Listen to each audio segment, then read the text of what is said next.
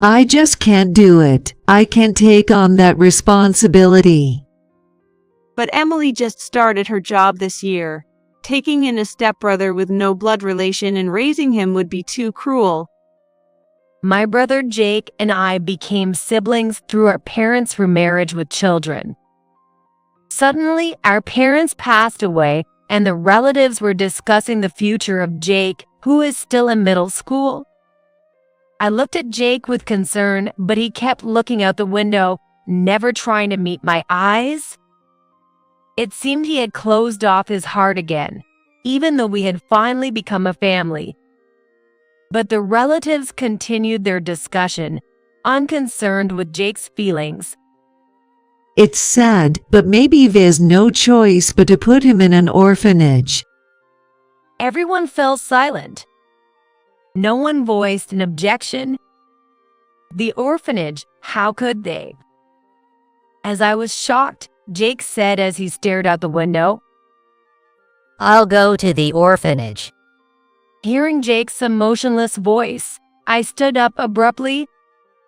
There's no need for the orphanage. I will take care of him. All the relatives looked at me in surprise.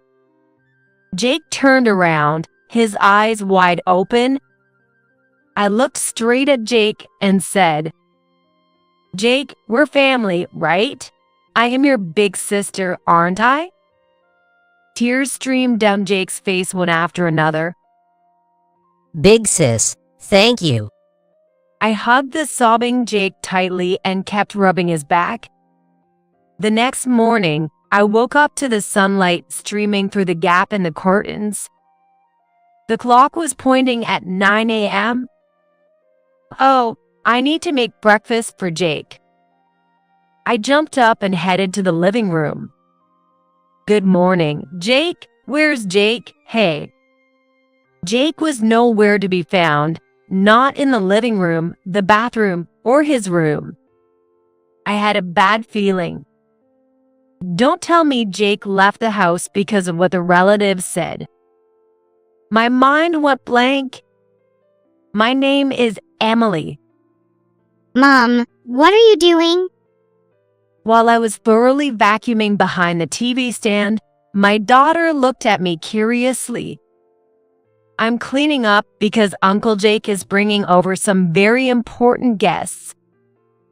I wouldn't go this far for just any friend, but the visitor this time is really important. Ever since I heard from my brother Jake, I've been feeling restless and uneasy. Is this Mom? Before I knew it, my daughter had opened an album that was in the guest room. I had found it earlier while tidying up the closet during the good weather. I had taken it out to look at it later, but had completely forgotten about it. When my daughter pointed to the photo, it showed me in my school uniform and a curly-haired, nervous-looking Jake. Yes, that's me when I was in high school, and this is Uncle Jake. Uncle Jake was so little. Yes, he was. There's a 9-year age difference between Uncle Jake and me. I was 18 and he was only 9 at the time. We had just met, so neither of us is smiling. Just met? Yes. Indeed, Jake and I are not blood-related siblings. I was in my senior year of high school when my mother, Sarah, and Jake's father, Bob, got remarried, making us a family. The man who used to be my father was someone who didn't care for his family. He would come home late every night, and he was hardly ever home on weekends. And when he was home, he would make my mother do all the work. I never had any problems with him myself. It seemed like he had no interest in me at all. But when he was at home, the air was tense, and honestly, I remember having a hard time dealing with him. Hey, Mom, is it like this with all dads? Well, maybe. When I was little, I thought all fathers were like this, but as I grew up, I realized our family was unusual. My friends practiced marathons with their fathers, cook with their fathers on their mothers' birthdays. Their stories were full of fun episodes with their fathers as part of the family. I also realized that my mom really wanted to escape this uncomfortable life, but endured it for my sake. Indeed, it must have been tough living on just my mom's salary as the temp worker. I wanted her to prioritize her feelings, but after all, I was just a kid. The most I could do was help around the house, and I spent my days feeling guilty and frustrated. However, just before I started middle school, my mom finally decided to divorce. I don't know what triggered it. When Mom talked to me about divorce, I remember feeling a deep relief. Now Mom can finally relax at home. My dad, who had no interest in us, agreed to the divorce readily. He left without fighting for custody. Thus, the divorce was easily settled between them alone. But Emily is going to need more money. It's not like he cheated or anything. You could have endured a bit longer. But my grandma on my mom's side tried to dissuade her from divorce until the end. Emily won't suffer. I can raise her well all by myself. With your temp job, that's impossible, you know. That's not true. I'd do anything for her. If you won't listen to my advice, then just do as you please. But don't ever come asking for help. Take responsibility for your own choices. Just do as you please. That's a bit harsh. I couldn't understand why my usually kind grandma was being so strict with my mom this time, and I felt annoyed. But my mom stood firm even against my grandma. I understand. I will take responsibility and raise Emily myself. Though it pained me to see my mom estranged from her own mother after choosing divorce, my mom was strong. After becoming a family of just the two of us, my mom kept her distance from my grandma and other relatives, working tirelessly to raise me. Mom would come home from her day job as a temp worker, make dinner, and then hurriedly leave for her night job. Is school fun? You don't have to hold back, Emily. Mom always gave me as much allowance as my peers got. Mom, don't overdo it. As a middle schooler, I was honestly lonely spending nights alone and worried about my overworking mom, but all I could say was that I'm not overdoing it. Your future is limitless. I feel very fulfilled right now. I wish I could make life easier for my always kind and smiling mom soon. I decided to go to a vocational high school and get a job right after graduation. But someone appeared who would ease my mom's burden before I could, and cared deeply for her. That was Bob. Sarah's kindness, earnestness, and strength deeply attracted me, and I wanted to be part of the family. Emily might not need a father, but I'd like to become family with Emily. Bob was someone who could express his feelings directly with a kind smile. When they went shopping, he carried the shopping basket for my mom and never let her carry heavy bags. He would hold the door until my mom and I had passed through. Naturally, I liked Bob. Most importantly, my mom looked so relaxed and happy when she was with Bob, so I was all for their marriage. Thus, when I was in my senior year of high school, my mom and Bob got remarried. My once quiet home life became lively and peaceful. At last, I've got a normal family. I was excited, but there was one thing that worried me. It was Bob's son from his first marriage, Jake, a third grader. Jake, will you go shopping for snacks with me? No, it's okay. Even after living with us for a month, Jake wouldn't make eye contact with me or my mom and kept to himself. Knowing from Bob that Jake wasn't treated well by his biological mother, we tried everything to get him to open up to us. Jake, what would you like for dinner tonight? Anything's fine. Come on, you can pick what we watch on TV. Whatever. Despite his curt replies, we kept patiently talking to him. We wanted him to feel the warmth of family and share the happiness I was feeling. However, there was little progress, and before we knew it, 3 months had passed since the remarriage. Got any plans for this Saturday? Expecting him to refuse as usual, I tried to invite Jake to the library when, after a moment of silence, he hesitantly asked me and my mom, Can I have some friends over on Saturday? My mom and I exchanged looks of surprise and joy. Of course, that's fine. How many? 4. That'll be lively. Let me join in if you play cards. We're not going to play cards, I think. Jake's troubled expression looked so endearing. What kind of snacks would you like? You don't need to worry about that. Shyly, Jake blushed and quickly went to his room. Jake made an effort to talk in his own way. Feeling the distance between us narrowing, we were filled with joy. Then on Saturday, 4 rambunctious boys came to our house. I bet Jake has a blast with these 4 at school. Seeing Jake's friends made me feel relieved. When my mom brought in her homemade cheesecake, a favorite of Jake's, cheers erupted. I've never seen Jake smile like that before.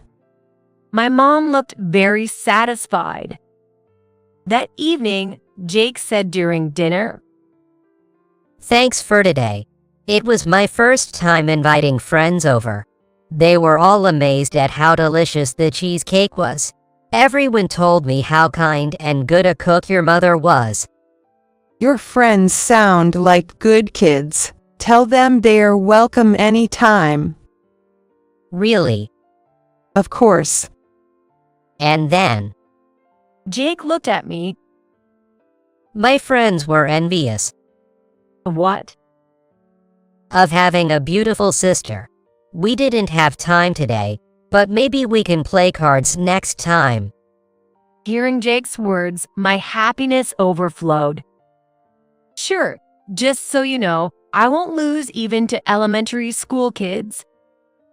Seeing Jake's shy smile brought me even more joy.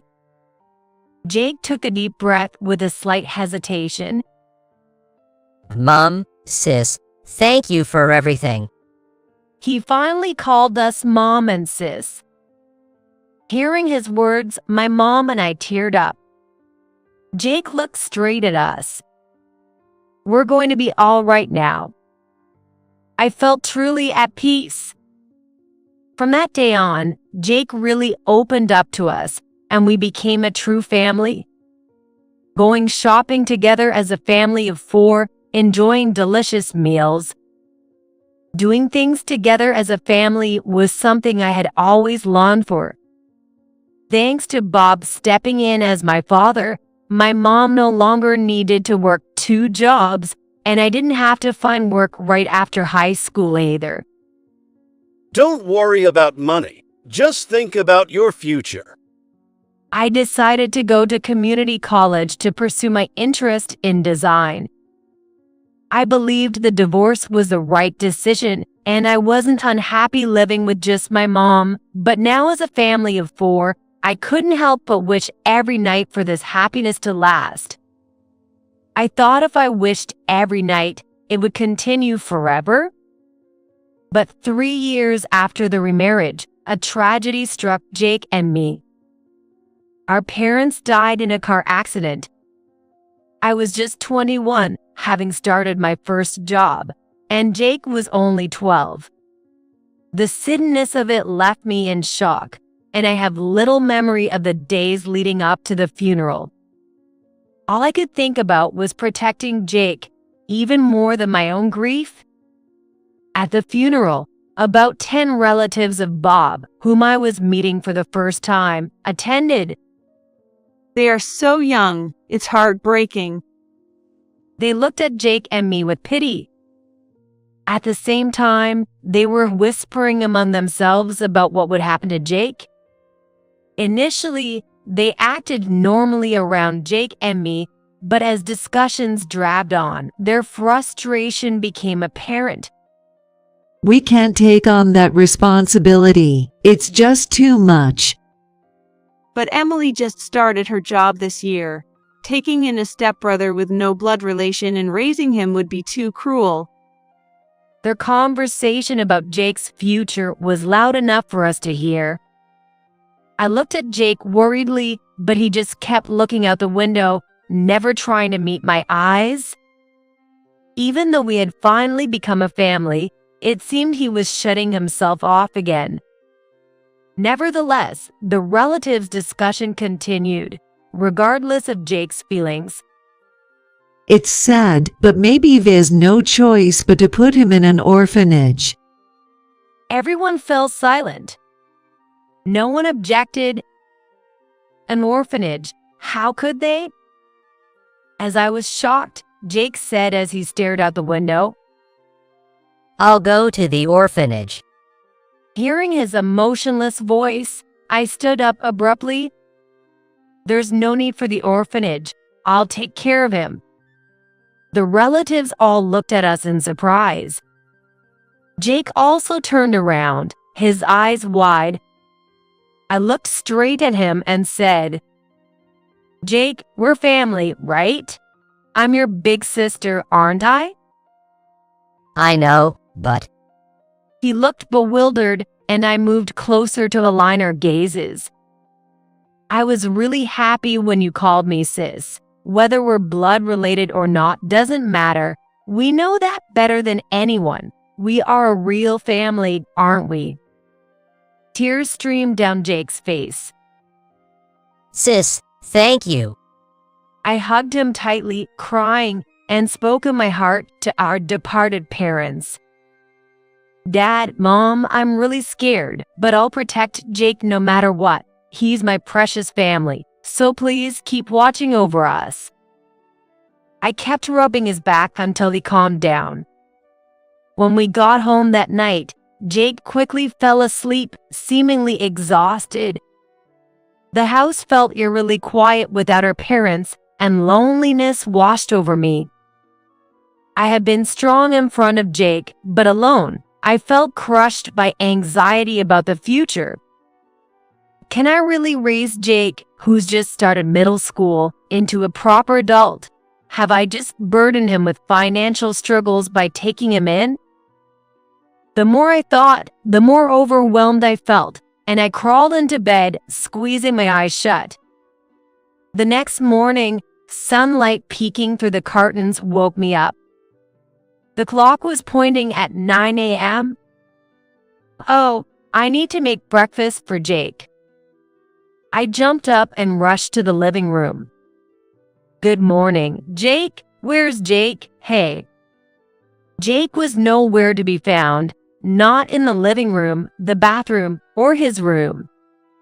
A bad feeling crept in. Don't tell me Jake left the house because of what the relatives said. My mind went blank. As I rushed outside in my pajamas, I faintly heard Jake's voice from the front door. Jake. I flung the door open to find Jake and my grandma facing each other. Grandma, what's going on? It had been 12 years since I last made proper eye contact with Grandma.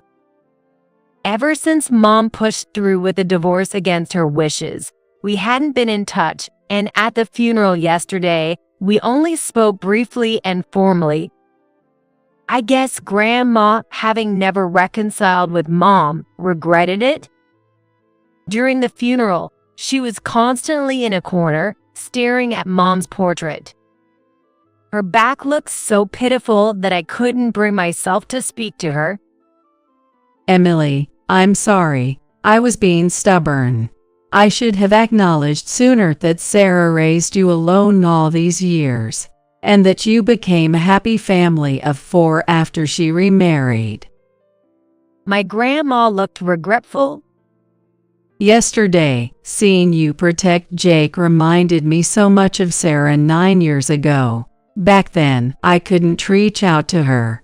So I came here hoping to help this time. Grandma. Her gaze, still kind and strong, resembled my late mom's, bringing me a sense of comfort. Come and live with me. The 3 of us can live together. Grandma offered. Actually, I had been thinking of moving since I was living in a large family-sized rental apartment. According to Grandma, her house was owned outright, so there would be no rent to pay. Also, since she wasn't working, she could take care of Jake. For me, just starting in the workforce and working overtime, this was a very welcome offer. However, Grandma's house was about 20 miles away. I could commute by train from Grandma's place, but Jake would have to change schools. Jake, you just got used to middle school. Aren't you against moving? He just made some close friends and started walking home with them. I tentatively looked at Jake, but he seemed unfazed. I want to live at Grandma's house. When Grandma smiled and nodded at Jake, he smiled back broadly. Thank you, Grandma. Really, thank you.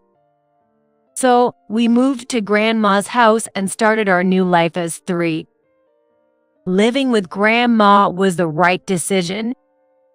Emily, Jake, breakfast is ready. In the morning, Grandma prepared waffles with fruit and mac and cheese. You need to eat a good breakfast to have energy. Hearing Grandma say the same things in the same tone as Mom made us feel nostalgic. Moreover, Grandma's mac and cheese tasted just like Mom's, which surprised us so much we looked at each other. Isn't it too bland? Worried, Grandma looked at us, but we vigorously shook our heads. We were just surprised it tasted just like Mom's mac and cheese. Really? Grandma smiled happily, probably recalling how Mom used to prepare breakfast every morning since she was little. And now, Mom's taste had been passed down to us. Feeling Mom's presence in such an unexpected way warmed our hearts. I'm always at home and have plenty of time, so I'll take care of the house. Emily, focus on your work, and Jake, do your best in school. Thanks to Grandma, I could concentrate on my job. And with Grandma at home, I was relieved that Jake wouldn't be alone. Jake made friends quickly at his new school and joined the tennis club. Every day, he brought home dirty brown socks, but Grandma never frowned and always turned them back to white, making us deeply grateful. Seeing Jake leave the house happily every morning made me feel his future was limitless, motivating me even more at work. I had never heard about Jake's dream for the future, but given his good grades, he'd likely aim for college along with his peers. Our parents' inheritance wasn't substantial, so I decided to increase my income to ensure Jake could choose his future path freely. Hey, Grandma, I was raised well by Mom. I never felt miserable. Now it's my turn to raise Jake properly. So I'm thinking of taking up a side job to save money. Grandma listened silently until I finished. Then she said, I won't say anything. I support whatever you do, Emily, but don't overdo it. You're all the family Jake has. Nodding firmly at Grandma's reminder. Yes, I am Jake's only family. I won't let him feel sad again. I decided to work part-time at a sports gym from 7 to 10 p.m. 3 times a week, alongside my main job. Sis, you came home late again today. Jake, you're still up. How was school today? Yo, Have fun tomorrow too. And good luck with the junior varsity matches coming up. thanks. Don't overdo it, sis. Imagining Jake's boundless future made the extra work seem easy. Maybe Mom felt this way too. I was better off than Mom after all, because Grandma was at home doing the housework and looking after Jake. I bet Mom was worried about leaving middle school me alone at home, coming back tired to do the housework, and waking up earlier than me to make breakfast. I truly realized how great my mom was. Though busy at work and spending less time talking with Jake, I attended his sports day and team matches whenever possible, cheering louder than anyone. Sis, it's embarrassing. Yet Jake would wave back, surrounded by his friends. Seeing him happy and enjoying life made me work even harder. Time flew, and Jake became a second year of middle school. One day, I got a call from his school during my lunch break. The caller was Jake's homeroom teacher. Is something wrong with Jake? Hearing the teacher's words, I felt despair. I wanted to go home early to talk to Jake, but ironically, I had my gym shift that day. I'm so unlucky. For the first time, I wished I could fall ill, but of course, that didn't happen, and I worked restlessly until 10 p.m. before rushing home. I'm back. Is Jake asleep?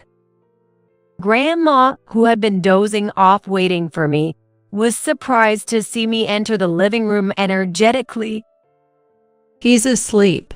You taught him it's better to be an early bird than a night owl, right? Grandma laughed, but I couldn't. Today, I got a call from Jake's teacher. He's been missing school about half of the week. He leaves in the afternoon when he does go. Jake has. I was on the verge of tears. Maybe I can't replace a parent after all. Am I making him feel miserable with too little allowance? Can't he talk to me about his problems? Grandma quietly sat me down and reheated my dinner. Jake really sees you as his big sister, Emily. Then why? Why won't he talk to me about anything? Jake feels guilty about you working all the time. What? As Grandma served dinner, she slowly started to describe Jake's daily behavior. He was always worried about me working late. He wanted to stay awake until I returned, but didn't want to worry me, so he went to bed early. However, he couldn't sleep until he heard the front door. Maybe he finally fell asleep peacefully just now. Hearing Grandma's words, my heart ached. She told me Jake had asked her several times if it was okay for him, not her real brother, to cause me so much trouble. Should I be here? We're family, of course, you should. I blurted out.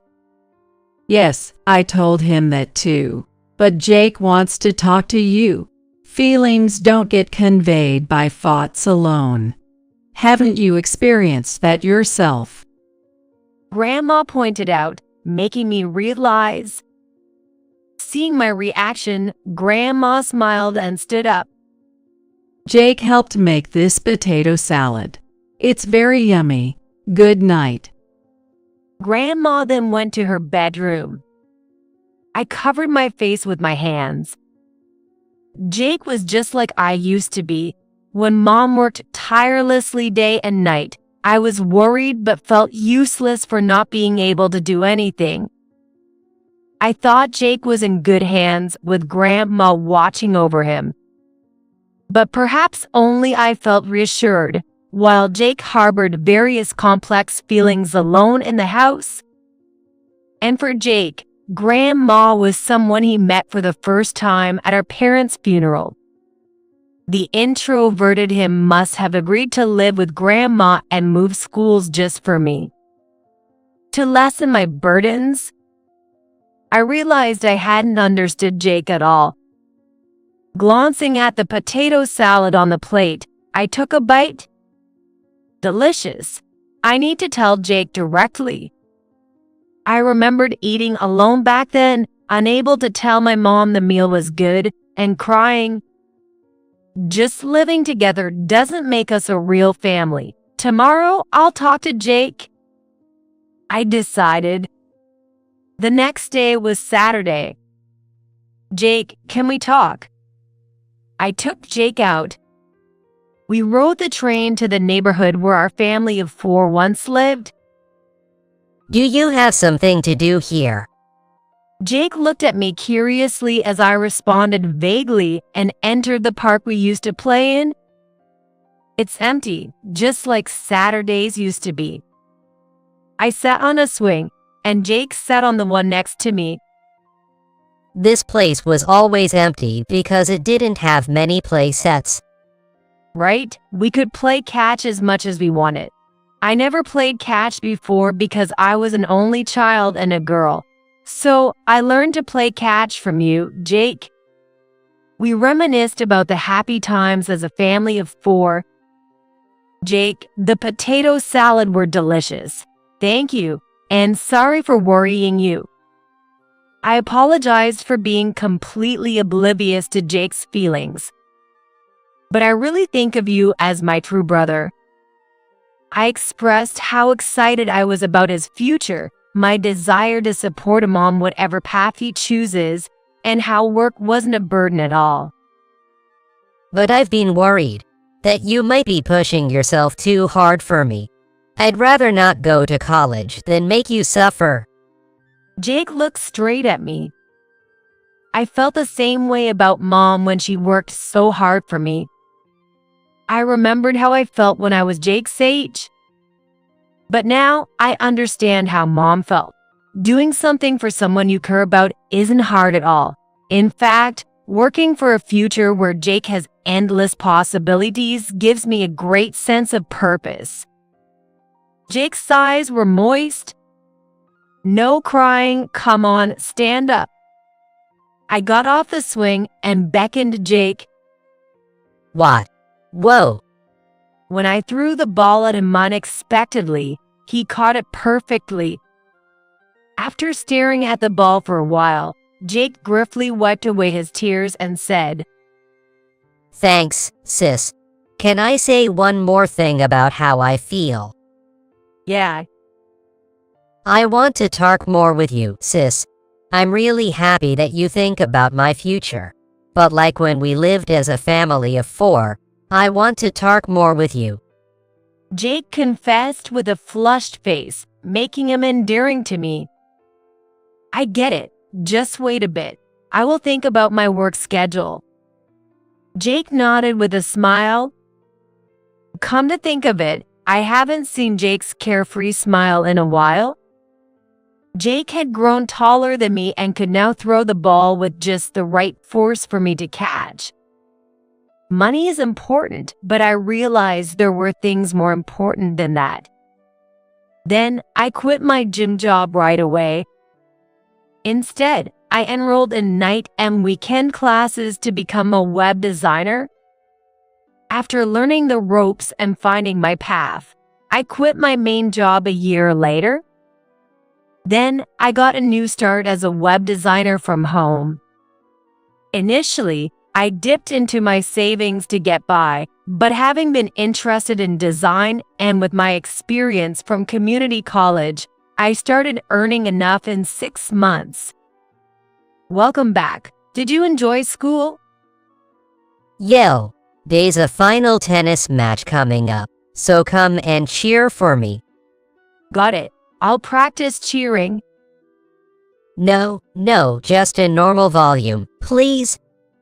Being able to work from home allowed me to say welcome back to Jake every day and have mundane conversations at dinner, watching TV together, finally leading to a peaceful and happy life. Jake continued to play tennis in high school and excelled in sports and academics. Sis, can we talk? The day before his senior year parent-teacher meeting, Jake approached me, looking a bit nervous. I've been thinking. I want to become an elementary school teacher. I was surprised because despite our daily talks, I had never heard Jake's dream for the future. An elementary school teacher? That's unexpected. I thought he would pursue astronomy since he liked it. I want to be like you, sis. Someone who can protect children's futures. Jake's direct gaze made me feel embarrassed. I haven't done anything grand, though. No, it's because of someone like you, not blood related, but who cares about me deeply, that I've come this far. I want to be a teacher who can understand kids in complicated situations like mine. Realizing Jake had felt this way, my heart swelled. Working for the limitless futures of children is quite rewarding. I bet Jake will feel the same for his students one day. I pledge to support whatever path the now robust Jake chose. Later, as he vowed, Jake became an elementary school teacher. He seemed to face many challenges, but seeing him mature into a teacher with each visit made me incredibly proud. Sadly, Grandma passed away soon after Jake started working, but she lovingly watched over us until the end. If Grandma hadn't come to our house the day after our parents' funeral, our lives would have been entirely different. I want to be someone who can provide the same sense of security as Grandma. I'm sure she's now reconciled with Mom in heaven, watching over us with our parents. As for me, I got married to my boyfriend of 3 years when Jake moved out for his job. We renovated Grandma's house, filled with memories, and now live happily with my new family. My room will always be mine, you know. Jake, who still keeps his comic books in his old room, visits about once a month. I'm genuinely glad. He really considers me his true family. He frequently cleans Grandma's grave and helps entertain my daughter. Most of all, seeing Jake's face brings me peace. Mom, hey, Mom. My daughter peering into my face brought me back to the moment. What? Who is this? My daughter pointed at the photo taken when Jake left this house. The only one we had of the 3 of us together. In it, Jake had his arm around Grandma, who was smiling broadly. This is my grandma. This house actually belonged to her. Grandma, me, and Uncle Jake lived here together for 10 years. Wow, everyone looks so happy. What a lovely family. My daughter's casual remark touched my heart. Blood relation doesn't matter. Family is about caring for each other, sharing happiness, and living together. I felt this anew. Next week, Uncle Jake is bringing someone he wants to be his family. So, I'm going to start cleaning again. Will you help me? Sure. Yes, next week, Jake is bringing his fiancée to our house. I'm sure he'll create a wonderful family. I continue to wish for my brother's happiness always and forever. Grandma, next week will be exciting. I spoke to Grandma's portrait and felt as if she smiled back.